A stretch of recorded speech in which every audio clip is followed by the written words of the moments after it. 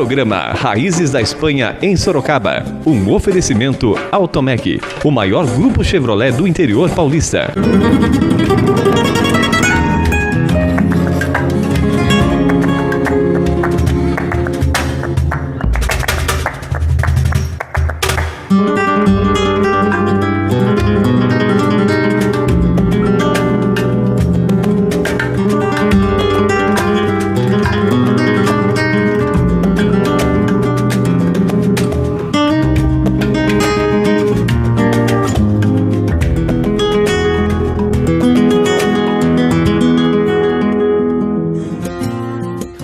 O Raízes da Espanha em Sorocaba de hoje destaca o início das atividades da Casa de Espanha Dom Felipe II em 2015. O tradicional almoço de domingo já tem data marcada. Acontece no dia 1º de março no Salão Diplomata na Vila Hortência. No cardápio, paella valenciana, saladas e sobremesas. Os convites já estão à venda. Março também marca o retorno às aulas de espanhol na Casa de Espanha.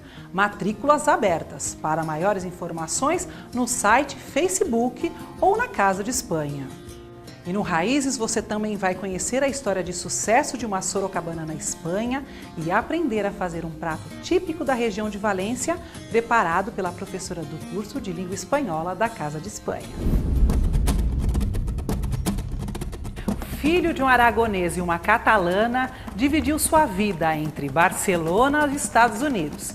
Foi flechado pelo Cupido por uma brasileira e agora vive no Brasil. Ferran Royo Selbas.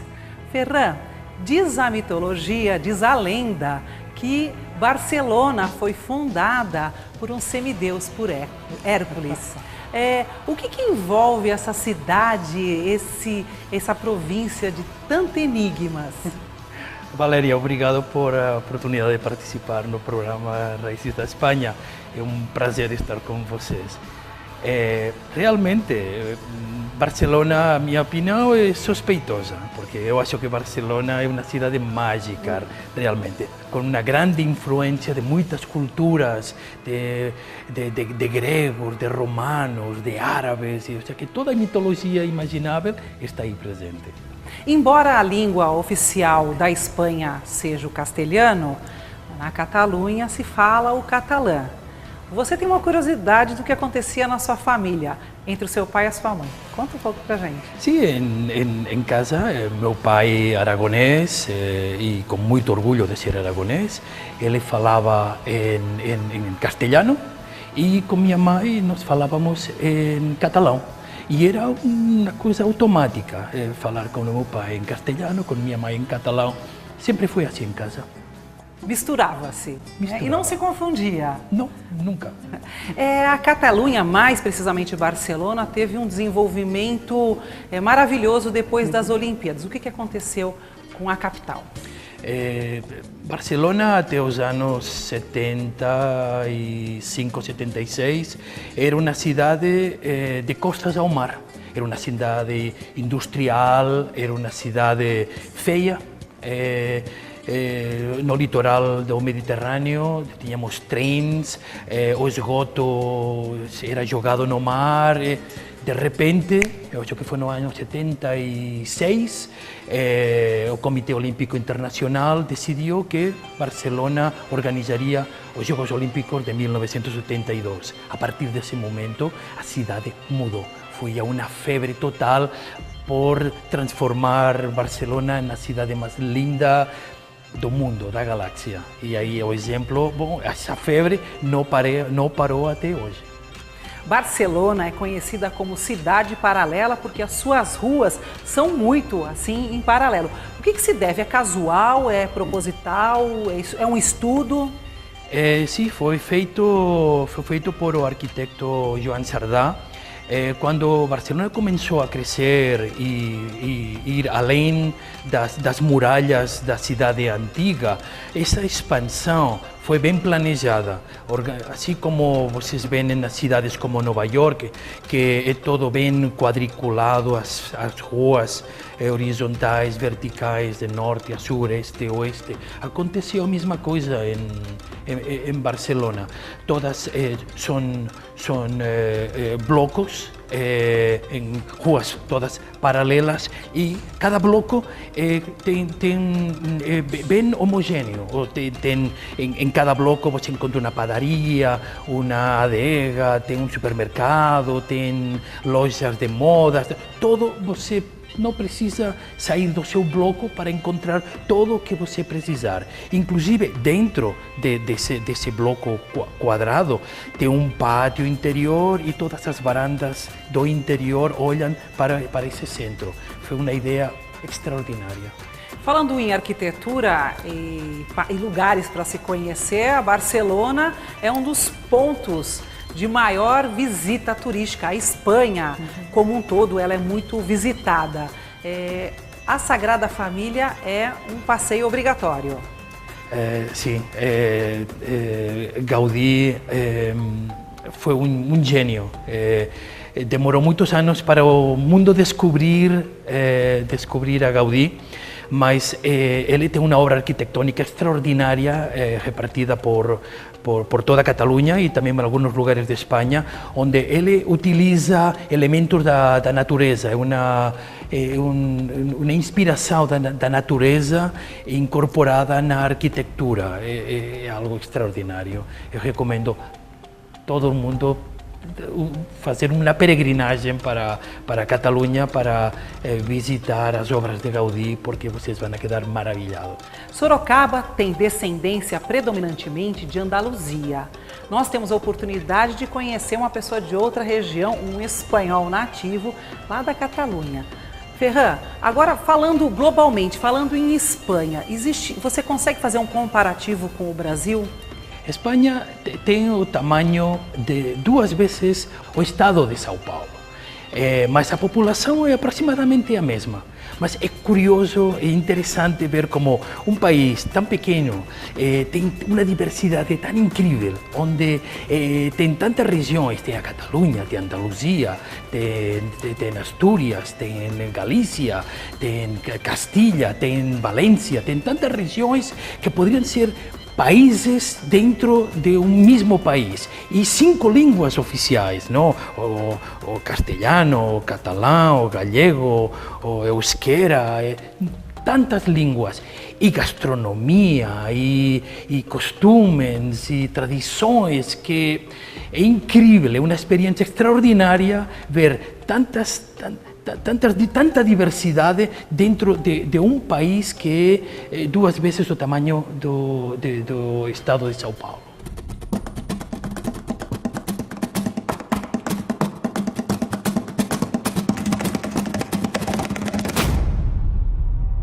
Nós ficamos maravilhados com todas as histórias que o Ferran tem para nos contar. Essa é uma curiosidade dele, da vida pessoal, que nós vamos contar para você.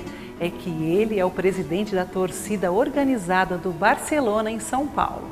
Mas isso é um assunto para um outro programa. Ferran, muito prazer ter você aqui. Obrigado pela sua participação no Raiz da Espanha em Sorocaba. E seja bem-vindo aqui da próxima vez para falar um pouco do Barcelona. Será um prazer. Muito obrigado. Obrigada. Da Catalunha direto para Madrid com a história de Zezinha Navarro.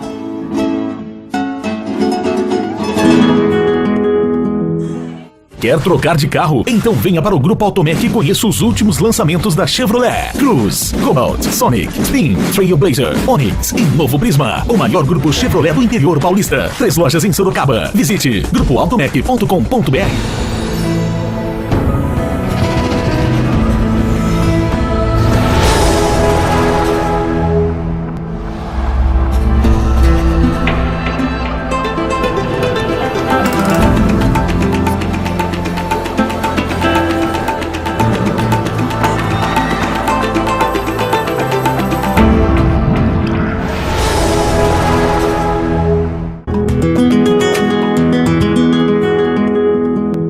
Caminho inverso de seus familiares e uma trajetória profissional de sucesso na Espanha, a história de hoje é Raízes de Sorocaba, na Espanha.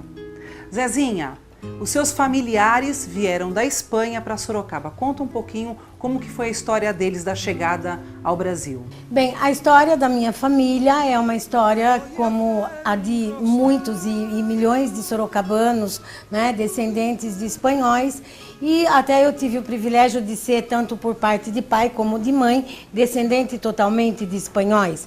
Chegaram, né, minha avó procedente de Almeria, do sul da Espanha, e por parte da minha mãe, também uma parte de Cádiz, outra parte de Zamora, e foram se encontrando no bairro, como sempre ali da Vila Hortência, e ali foram fazendo as famílias, um apoiando o outro, e assim nascemos nessa descendência tão forte que me dá bastante orgulho, e até eu acho que eu tenho um sangue completamente espanhol, porque me adaptei à gastronomia, me adaptei à cultura, e eu lembro com muita assim, nostalgia, sabe, a minha avó nos ensinando esse espanhol, que morreu com ela, né? Essa coisa tão rica que ela nunca teve a possibilidade de voltar. Uma pena.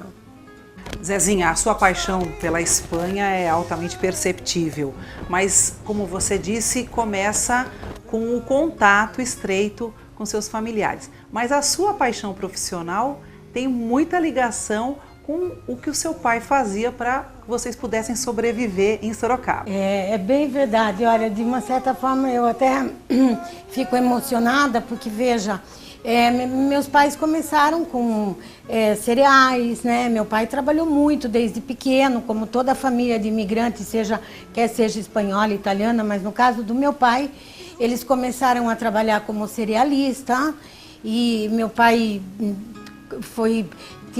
claro que teve que começar a dirigir muito cedo, então ele dirigia caminhão, e ele que ia buscar, na época, feijão, cereais, batata, né? Naquela época dura, onde as autopistas, as estradas do Brasil eram tão ruins, e ele chegava contando as aventuras, as cidades que ele passava, as culturas que ele via. E eu era menina, eu tinha como 7, 8 anos, mas aquilo já me encantava, sabe?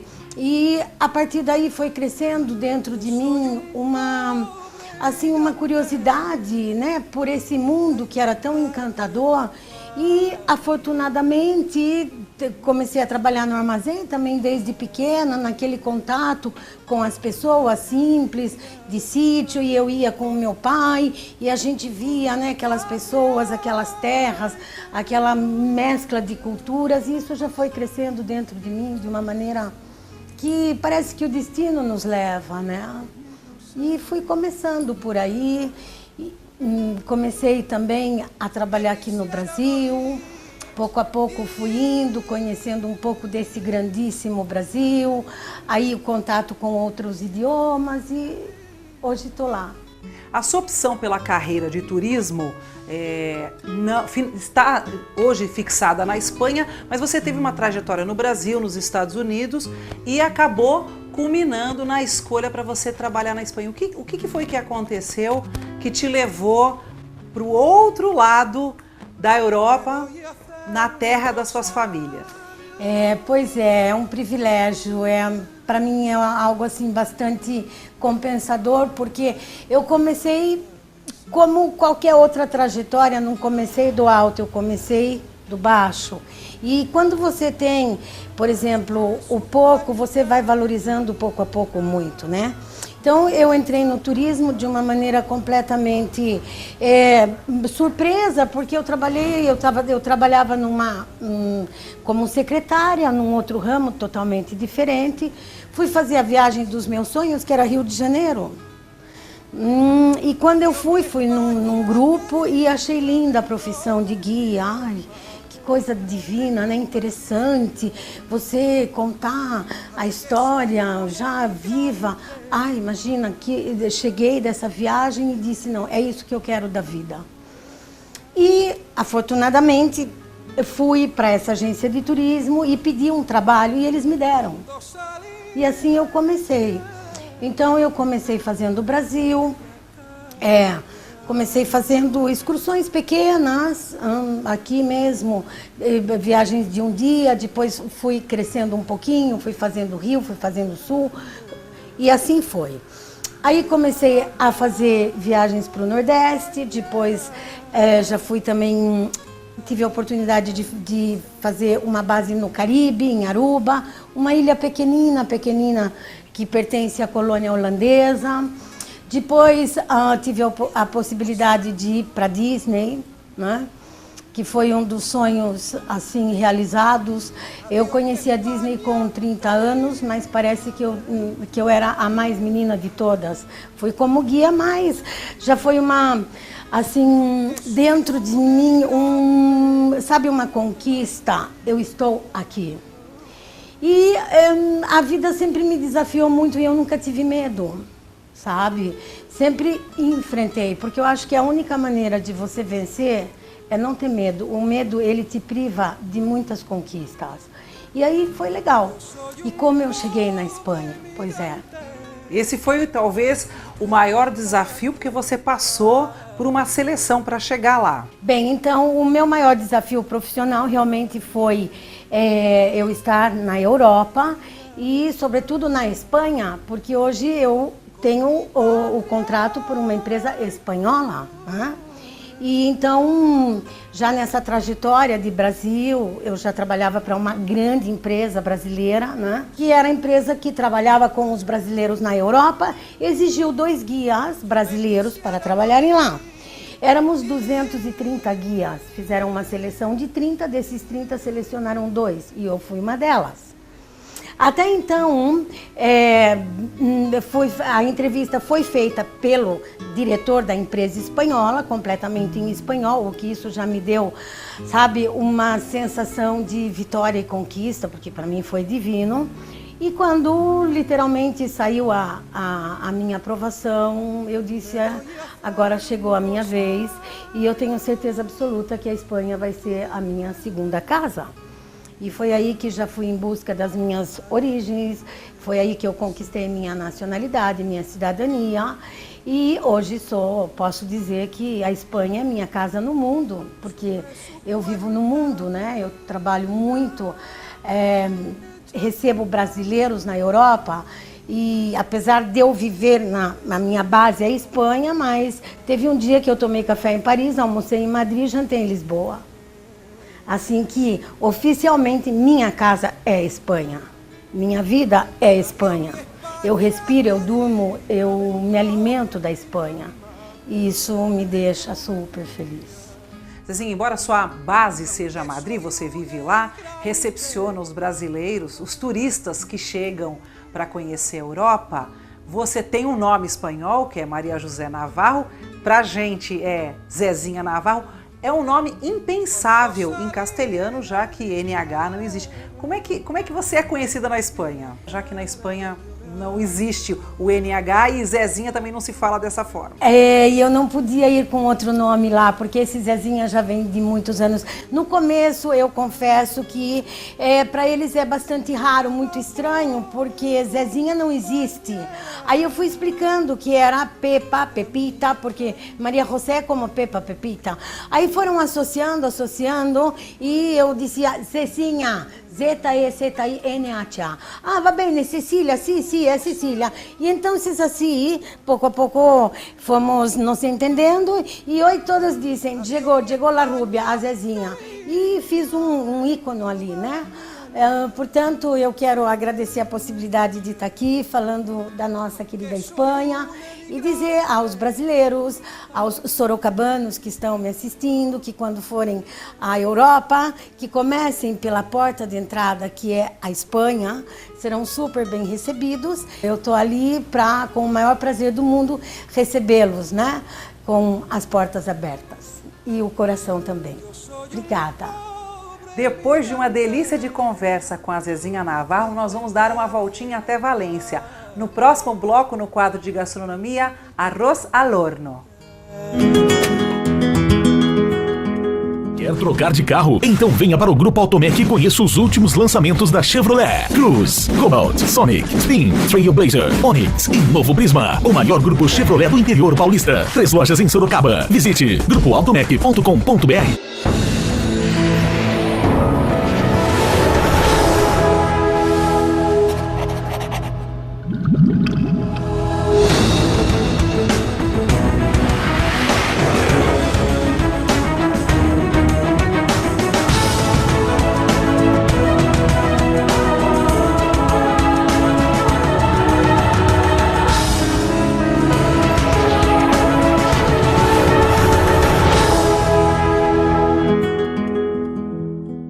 a oportunidade de conhecer a gastronomia da região de Valência e ainda poder treinar um pouquinho do espanhol com a professora Cecília, professora do curso de língua espanhola da Casa de Espanha, hoje no Raízes da Espanha em Sorocaba. Cecília, seja bem-vinda. Com muito gusto, temos aqui o quadro de gastronomia espanhola. Que comida nós vamos fazer hoje? Vamos fazer o arroz ao forno, arroz al forno em Valência, com esses ingredientes daqui. Vamos ver os ingredientes? Vamos sim. Cecília, só vou pedir para você que além de você falar os ingredientes em português também, que a gente possa aprender qual é a denominação deles em espanhol. Ah, tá bom. Então aqui temos o chorizo, que é morcilla em espanhol, panceta, igual panceta, o carne suína, carne de cerdo, os garbanzos, que são grão de bico, né, em português, sim. Tomate, o molho de tomate e batatas, a batata, né? E salsa. E salsa. Um alho inteiro, assim, o arroz, o molho de carne e... como é? Açafrán. Açafrán, esse é. Ajo e açafrán. E açafrán. Muito bem. Esse prato tem uma história, né? As pessoas costumam utilizar algumas coisas que sobrou do almoço, do dia para o outro. O que as pessoas costumam fazer? Costumamos fazer esse prato de arroz ao forno qualquer dia, não tem datas específicas, não. É qualquer dia, fim de semana, com a família, é muito gostoso e utiliza vários restos dos alimentos, né? Por exemplo, o caldo pode ser os garbanços do cozido, que sobrou, alguma coisa que se usou a carne, as pessoas refazem aí um prato. É um prato popular e bem famoso. Tá certo. E já falando aqui em Casa de Espanha, a gente tem que dizer que as aulas vão ter início no meio de março, né, Cecília? Conta um pouquinho aí do que vão ser, o que vai ser a nova programação aí da curso de língua espanhola. Bom, vamos continuar com as turmas que a gente já tinha e vamos abrir novas turmas de um espanhol bem assim interativo, com comunicação, temas de atualidade. Então, todo mundo é bem-vindo. E o que facilita a gente tem aqui a professora nativa dando o curso. Vamos elaborar aqui. Cecília, o que você faz primeiro aí para dar continuidade ao prato? Primeiro, temos que fritar a carne toda, tudo assim ao mesmo tempo, né? Então, vamos colocar aqui o fogo. Cecília, vamos dar início ao preparo do prato? Sim, primeiro vamos fritar a carne. Tudo junto aqui. Estou te ajudando aqui. O que você precisa de início? Colocamos um pouquinho de azeite, de oliva ou quanto faz. Como bom espanhola tem que ser azeite espanhol, né? Exatamente. Aí, vamos lá.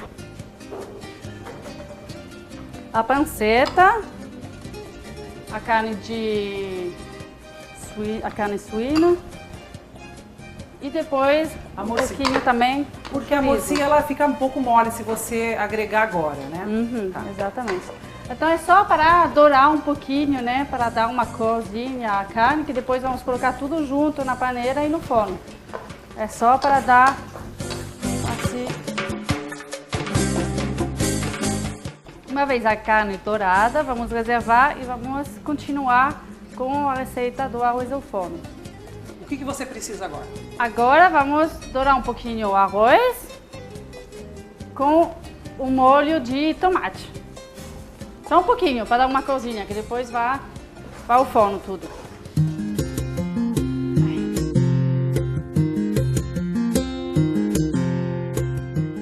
Você precisa do açafrão e do alho agora? Exatamente. Vamos colocar o açafrão um pouquinho aqui. E o alho inteiro, vamos deixar o alho inteiro. A cabeça do alho inteiro? Tudo isso daí.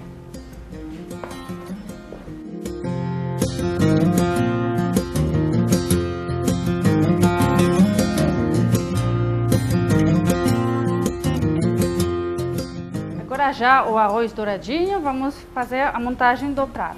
Aqui. Cecília, esse é um prato calórico. Exatamente.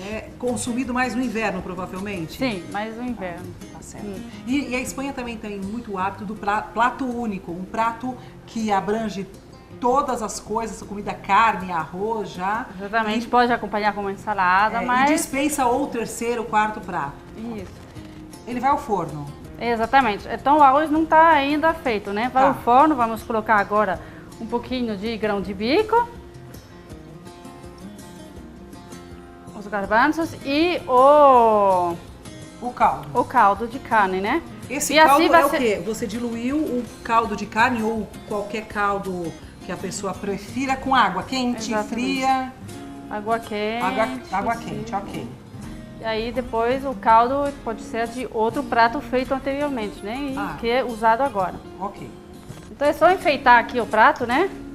Colocando bem o alho no meio. Agora a Cecília vai decorar o prato, preparando já para finalização, porque ele ainda vai ao forno. Exatamente. Então é colocar bem bonitinho aqui os tomates, a batata também, que vai ser todo cozido depois ao forno, né? Por quanto tempo você vai deixar no forno? 40 minutos. É necessário cobrir com papel? Não. Não, Alumínio? depois se vê que precisa de um pouquinho mais água, porque depende do tipo de arroz, pode colocar mais água e deixar um pouquinho mais no forno. Mas, só assim, opa. Prontinho. Cecília, como é que chama esse prato em Valência? Ah, em valenciano, porque em Valência se fala em valenciano, se chama arroz al forno. forno? Al forno, que é Ah. bem parecido ao português, Ah. né? Forno. Arroz de forno no Brasil. Exatamente. Tá pronto já? Pronto, só colocar no forno e aguardar 40 minutinhos, 40 minutos. Então vamos colocar no forno. Vamos lá.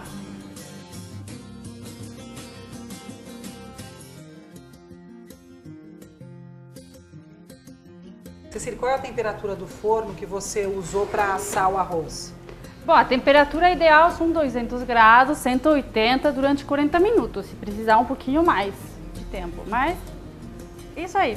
Você me falou que tem um hábito de usar uma tradição na Espanha que é um pouco diferente do que a gente está fazendo. Verdade, muito importante. Normalmente em Espanha esse prato se costuma fazer numa panela de barro.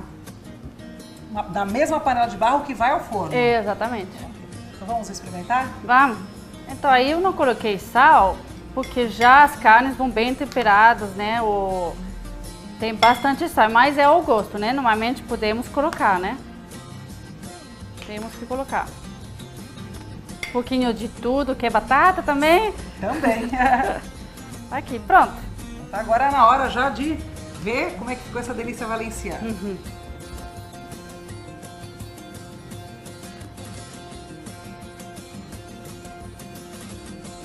Sucesso? Sim.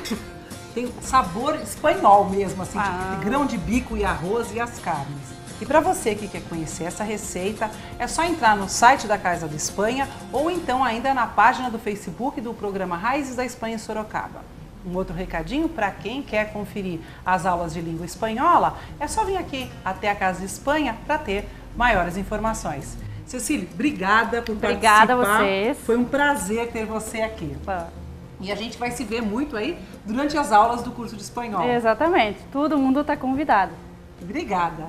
Bom, nosso encontro já está marcado no próximo programa. Espero você lá.